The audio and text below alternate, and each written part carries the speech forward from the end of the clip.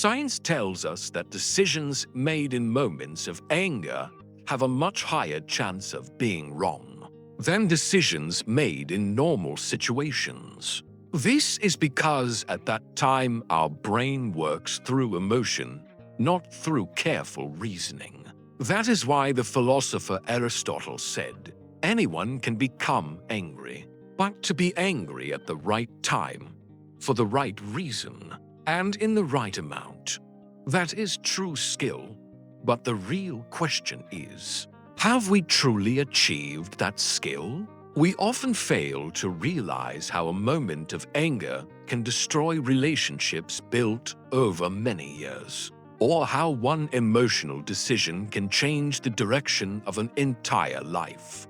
Today's story will show us this. Having power alone does not make a person strong. True strength comes from the ability to control one's emotions. Once upon a time, there was a powerful king. He was intelligent, but he had a major weakness. He lost his temper very quickly. Even over small matters, he made decisions driven by emotion.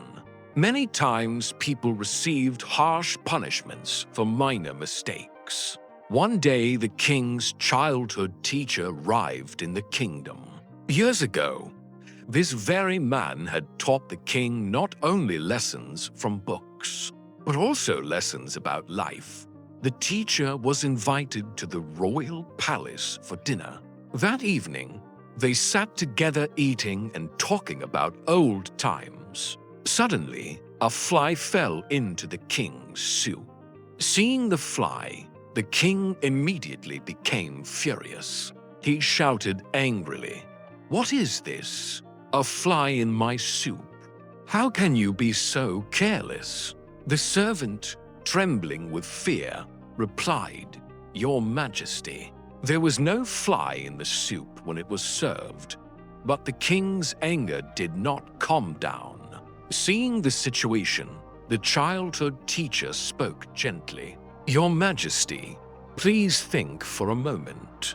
The servant did not bring the fly. It must have fallen in later."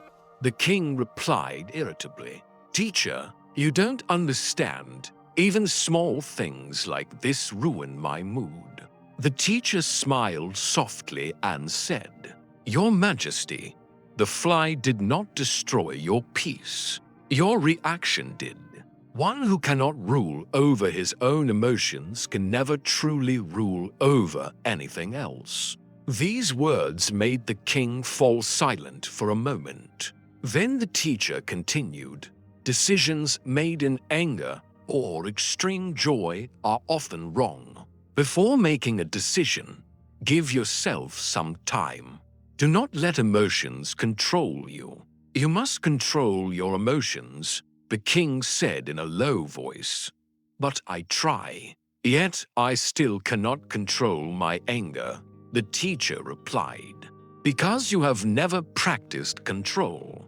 Patience is also a habit, just as strength requires exercise.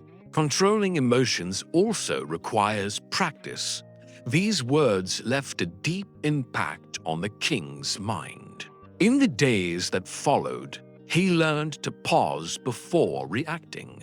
He realized that when the mind is calm, thoughts become clear, and clear thinking leads to better decisions after some time. The king noticed that he was much calmer than before.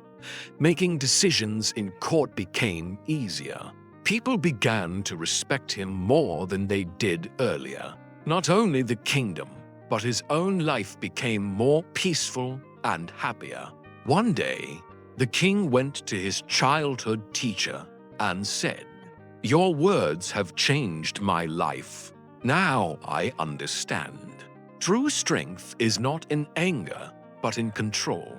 The teacher smiled kindly and said, "Your Majesty, you are not alone in this struggle.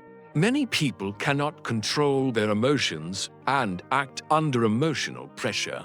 What you have learned, share this message with others. Encourage them to practice calmness and patience so they too can live better lives."